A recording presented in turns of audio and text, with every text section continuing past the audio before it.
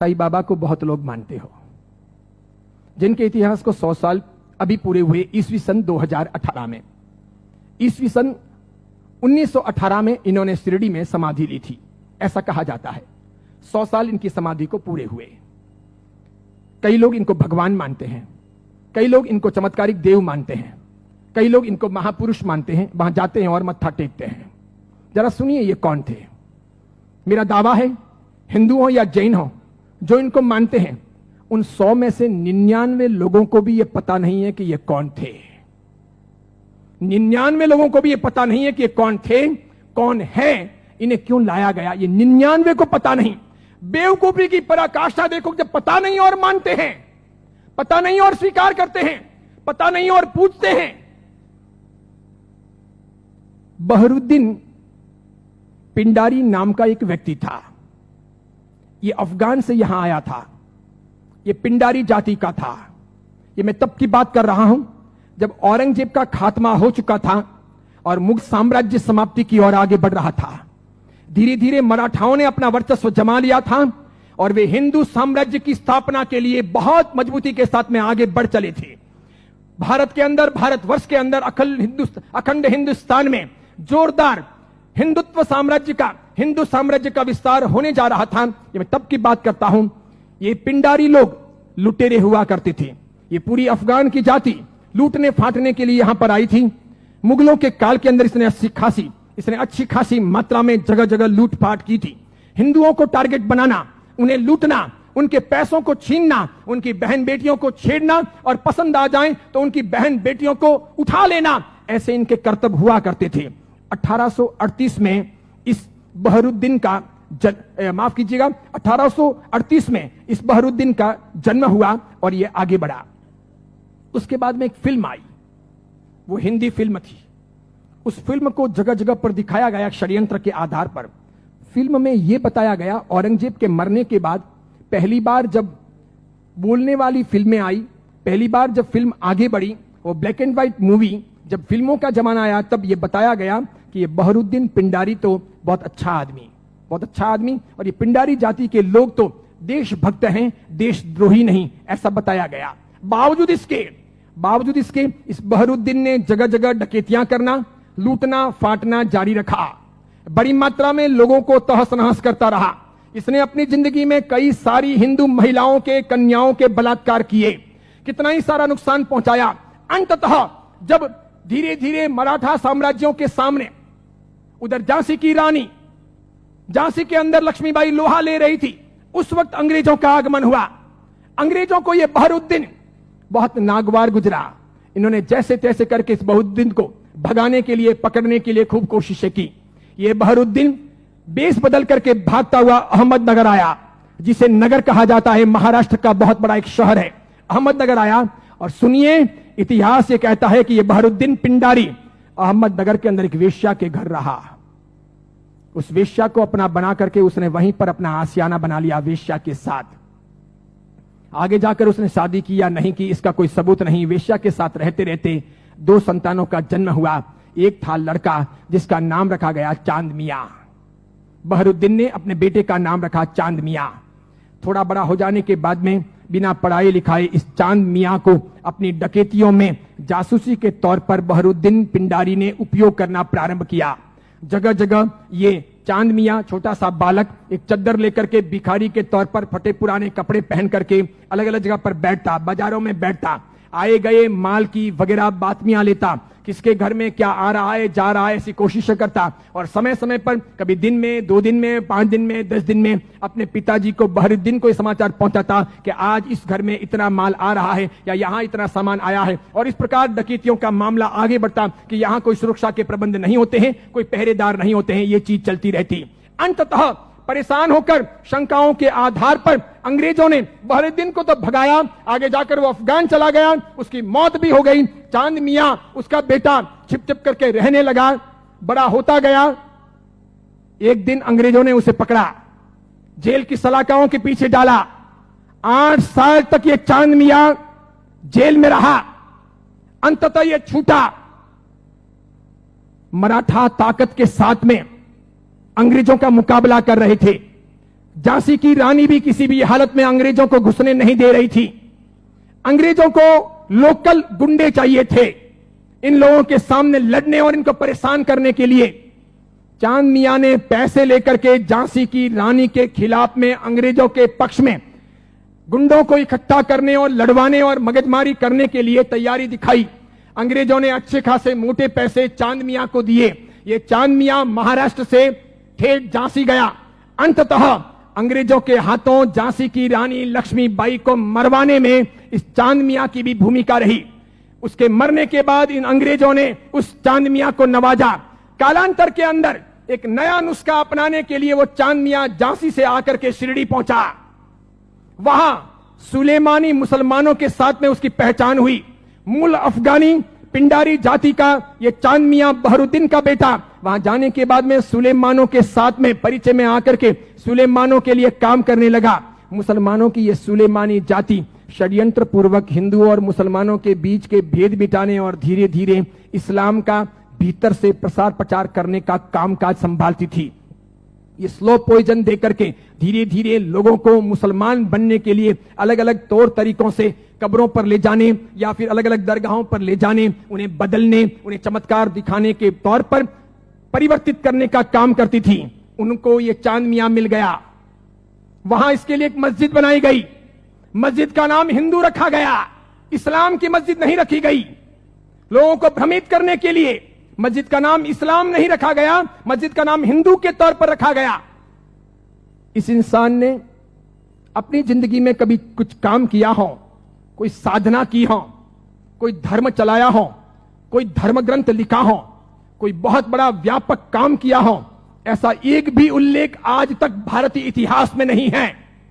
सुनिएगा, यही चांद मियां सुलेमानों के परिचय में रहने के बाद धर्म परिवर्तन करवाने, चमत्कारों के आधार पर लोगों को भरमाने के लिए साई बाबा बनाए गए। इसी चांद मियां का नाम आगे हुआ साई। किसने नाम दिया? सुलेमानों ने। उसके लिए एक मस्जिद बनाई गई। बाद में वो हिंदुओं और मुसलमानों के बीच में सामंजस्य स्थापित करने के लिए फरिश्ते के तौर पर प्रस्तुत किया गया। देखिए आप एक मजे की बात, ईस्वी सन 1918 में इसने समाधि ली।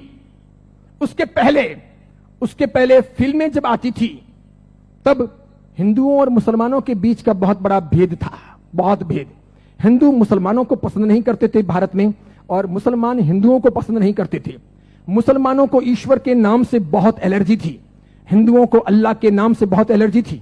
अगर आप थोड़े बहुत भी अपने प्राचीन काल में जाएं, मेरे जमाने के आसपास पहुंचे, ईस्वी सन 60 और 70 के दशक में पहुंचे, ईस्वी सन 1960 1970, और तब के जमाने में जितनी फिल्में आई तो फिल्मों में कहीं ना कहीं अल्लाह लाने पड़ते थे या फिर ईश्वर लाने पड़ते थे। बिना उनके काम चलता नहीं था। इन फिल्मों के आधार पर ही फिल्में हिट होती थी, फिल्में चलती थी। उस समय मात्र लटके मटके लेना, कमर को नचाना, ठुमके लेना और उससे फिल्म चल जाएगी, ऐसा होता नहीं था। उस जमाने का जमाना ऐसा था नहीं कि आज की हीरोइनें चल जाएं, थोड़े बहुत लटके मटके लें और फिल्म रातों रात कम कपड़ों के आधार पर फेमस हो जाएं, ऐसा था नहीं। उस जमाने का कल्चर ऐसा था कि कहीं ना कहीं रिलीजियन, धर्म बीच में लाना पड़े। अल्लाह लाओ तो हिंदू नहीं देखेंगे, ईश्वर लाओ तो मुसलमान ऐतराज करेंगे। और देखो मजे की बात, अधिकांश प्रोड्यूसर मुसलमान थे। अधिकांश पाकिस्तान से, सिंध से, पंजाब से और कश्मीर से आए हुए हीरो और हीरोइन ये भी मुसलमान थे। लेकिन नौबत ये थी कि ये मुसलमान हिंदुस्तान के बाजार में अपने असली नाम से चल नहीं सकते, और इसीलिए दिलीप कुमार मुसलमान, उसको अपना नाम बदलना पड़ा। मीना कुमारी मुसलमान, उसको अपना नाम बदलना पड़ा। सुरैया देवानंद से शादी करना चाहती थी, लेकिन मुसलमान होने के नाते स्वीकार नहीं किया गया। पिता ने अनुमति नहीं दी कि हिंदू के साथ शादी नहीं हो सकती, उसे भी अपने नाम बदलने पड़े।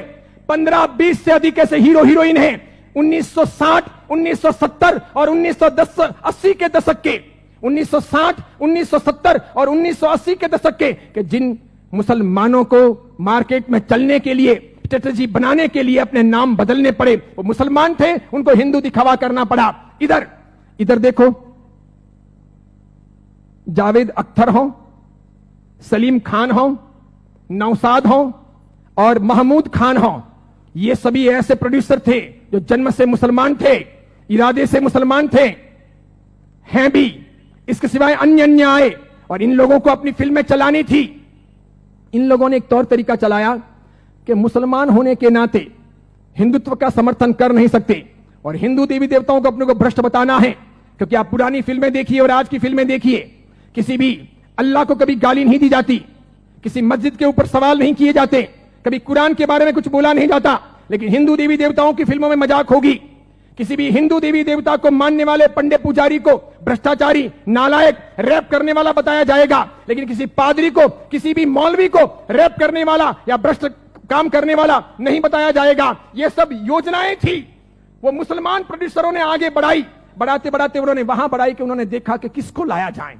तब उन लोगों को साईं बाबा को लाना ठीक लगा कि ये है तो मुसलमान लेकिन हिंदुओं के बीच में खप जाएगा, है मुसलमान हिंदुओं के बीच में बिक भी जाएगा, है मुसलमान हिंदू मुस्लिम के बीच में अपना रास्ता अच्छा सा तय करवा देगा। तो पहली आई 1977 में फिल्म अमर अकबर एंथोनी। ऋषि कपूर ने उसमें इस साईं बाबा के नाम पर एक लाजवाब गीत गाया, हाथों हाथ वो बिका। फिल्म बहुत चली, देखो आप, फिल्म हिट हुई, बाबा भी हिट हो गए। फिल्म हिट हुई, बाबा भी हिट हो गए। मुझे यह बताओ, साईं बाबा का कौन सा धर्म ग्रंथ है? उन्होंने अपनी जिंदगी में, ये चांद मियां ने जो 8 साल तक जेल रहे, पिताजी के लिए जासूसी का काम किया, अंग्रेजों के हाथों बिके, झांसी की रानी लक्ष्मीबाई को मरवाने में जिसकी भूमिका रही, मराठाओं को बदनाम करने के लिए उसने बहुत काम किया, मराठाओं के स्वाभिमान को तोड़ने के लिए उसने बहुत काम किए, बहुत काम किए, क्योंकि मराठा एकदम पक्के कट्टर हिंदुत्ववादी, उन्हें यह मंजूर नहीं था, तो उनके स्वाभिमान को ठेस पहुंचाने के लिए उसने बहुत काम किए। और उस आदमी को रातों रात साईं बाबा बना दिया गया, महिमा मंडित कर दिया गया। कैसी जोरदार ये सेल्स पॉलिसी थी, हाथों हाथ बाजार में बिके। कैसे बिके कि जब पहली बार 1918 में इन्होंने समाधि ली, तो 1918, 1919, 1920, 1921, 1922 का ऑडिट देखिए, तो इनके शिरडी के साईं बाबा मंदिर का ऑडिट का आमदनी का स्रोत है 1800 रुपए, 2000 रुपए, 2500 रुपए, आखिर में है 3200 रुपए। 1918 से 1925 के बीच में 3200 रुपए की आमदनी वाले ये बाबा क्या हिट हुए, और पागलों की तरह हिंदुओं ने और जैनों ने कितना उनको हिट किया, कितने वो वहां गए, कितने मत्थे टेके और कितना पैसा बर्बाद किया कि आज शिरडी के साईं बाबा के मंदिर की वार्षिक आमदनी है 371 करोड़, 371 करोड़। वहां मुसलमान जाने वाले 5% भी नहीं, वहां जाने वाले मुसलमान 5% भी नहीं, और जाने वाले हिंदू और जैन 95%, पैसे खर्च करने वाले अधिकांश 95%। मुझे बताइए, हिंदू धर्म के कौन से ग्रंथ में इनके बारे में क्या लिखा है? उपनिषदों में, वेदों में, महाभारत में, रामायण में, उसके बाद के किसी साहित्य में कि कभी शिरडी के साईं बाबा होंगे या हुए हैं, या वो फरिश्ते हैं, वो कोई अवतारी हैं, वो कोई हिंदू देवी देवता हैं? बिल्कुल नहीं। लेकिन हिंदू धर्म को भ्रष्ट करने, उनको बहलाने फुसलाने के लिए काम किया गया और ये सफल हो गया, सफल हो गया। हाथों हाथ ये बिक गए। आज तो देखिए, आज हिंदुस्तान के अधिकांश हिंदू मंदिरों में हिंदुओं के देवी देवता छोटे हो गए हैं, साईं बाबा बड़े हो गए हैं। हिंदुओं के देवी देवता साइड में हो गए हैं, साईं बाबा प्रमुख हो गए हैं। हिंदुओं के देवी देवता कम कमाऊ हो गए हैं, साईं बाबा अधिक कमाऊ हो गए हैं। जिसको भी अपनी दुकानदारी चलानी हो और भगवानों के नाम पर, देवी देवताओं के नाम पर पैसा कमाना हो, साईं बाबा की मूर्ति ला दो। आप भी प्रयोग कर सकते हो। दुकान बराबर नहीं चलती हो तो दुकान के बाहर बिठा दो, धनाधन उसका गल्ला अच्छा चलेगा, आपकी दुकान के गल्ले से भी अच्छा। बस ऐसी बात हो गई। चमत्कारों के तौर पर मुझे बताइए कि उन्होंने क्या किया, उनसे क्या हुआ। बताइए कि शिरडी जाने वाले सभी लोग अमीर हुए, सभी की गरीबी दूर हो गई, सब लखपति करोड़पति हुए, अरबपति हुए? क्या सभी के दुख दूर हो गए? जो जो वहां गए और हर साल जाते हैं, क्या वे बीमार नहीं पड़ते? क्या उनके घर में बाल बच्चे बराबर पैदा होते हैं, वे वांझिए नहीं रहते? क्या उनके वहां पर किसी का एक्सीडेंट नहीं होता, दुर्घटना नहीं होती? क्या शिरडी जाते हैं और मानते हैं उनके सब ख्वाब पूरे होते हैं? बताइए मुझे। और दूसरी बात, एक जैन परंपरा में जन्म लेकर, अरिहंत को मानकर, सुदेव सुगुरु सुधर्म के आधार पर चलकर आपको कौन सा दुख हुआ? कौन सी भीख मांगनी पड़ी? कौन सी तकलीफें हुई? अरे मजारों पर जाकर अगर बीमारियां दूर हो सकती थी, कब्रिस्तानों पर जाकर अगर बीमारियों से हम मुक्त हो सकते थे, या शिरडी के साईं बाबा के वहां पर मत्था टेक करके हम अपने रोगों से मुक्त हो सकते थे, तो फिर बड़े बड़े अस्पतालों के निर्माण की आवश्यकता क्या थी? बीमारियां जब मजारों पर और शिरडी के साईं बाबा के वहीं पर दूर हो जाएगी, तो फिर अस्पतालों की जरूरत क्या है? कितनी बड़ी मात्रा में हिंदुओं का शोषण हो रहा है। देखना आप, आने वाले कुछ समय के बाद हिंदू धर्म दो भागों में बंट रहा है। आज मैं उद्घोषणा कर रहा हूं, यह बहुत बड़ी भविष्यवाणी है। इन दोनों के बीच में गहरा संघर्ष चलेगा और इन दोनों के बंटवारे में, इन दोनों की लड़ाइयों में दूसरे धर्म के लोग हावी हो जाएंगे। वे अपना रास्ता तय कर लेंगे और इस प्रकार उनका षड्यंत्र सफल हो जाएगा। आगे जाकर के अब दो प्रकार के हिंदू आपको देखने को मिलेंगे। हिंदू धर्म दो भागों में बंटेगा, एक साई भक्त हिंदू, दूसरे सनातनी हिंदू। दो प्रकार के हिंदू आपको देखने को मिलेंगे। एक वे जो साईं बाबा को मानते हैं, दूसरे वे जो साईं बाबा को नहीं मानते हैं। कई सारे हिंदू पंडित पुजारी हैं, कई सारे हिंदू संत महात्मा हैं, उनको भी अक्ल नहीं है। वे भी शिरडी के साईं बाबा के वहां पर जाते हैं और उनको मानते हैं और उनके मंदिर बनाते हैं और उनकी पूजा करते हैं। उनको पता नहीं कि राम का इतिहास है, कृष्ण का इतिहास है, बजरंग बली का इतिहास है, महाभारत का इतिहास है, रामायण का इतिहास है, देवी देवताओं का इतिहास है। इनका कोई इतिहास नहीं। ये हिंदू नहीं, ये साधक नहीं। जैन साधु साध्वी भी शिरडी जाते हैं तो यदा कदा दर्शन करने के लिए वहां चले जाते हैं और कर्म फोड़ के चले आते हैं। कितने बेशर्म होते हैं ऐसे जैन साधु साध्वी। क्यों उन्होंने पंच महाव्रत लिए हैं? क्यों उन्होंने सफेद कपड़े पहने हैं? मैंने कितने ही अलग अलग अपने संप्रदायों के जैन साधु साध्वियों को यात्रा के दौरान शिरडी जाते हुए देखा। वहां जैन मंदिर भी है, उपाश्रय भी है, स्थानक भी है, और उसके बाद में कभी न कभी वहां के श्रावकों को कहकर या अपने चेले चपाटियों को साथ में लेकर वे शिरडी के साईं बाबा के मंदिर में दरबार में चले जाते हैं। जिस इंसान ने बलात्कार किया हो, डकैतियां की हो, चीना झपटी की हो, जिसने झांसी की रानी को मरवाया हो, जिसने हिंदुत्व का नाश किया हो, जिसका ऐसा कामकाज रहा हो, उसको रातों रात फरिश्ता बनाया गया हो और उसे हम पूजे। ये कौन से देवी देवता हुए? ये कौन सा चमत्कार हुआ? ये क्या क्या साधना के उच्चतम बिंदु हुए? बताइए, आदर्श कहां है? नैतिकता कहां है? योग्यता कहां है? बहुत सारे लोग ख्वाजा मोइनुद्दीन चिश्ती की दरगाह पर जाते हैं,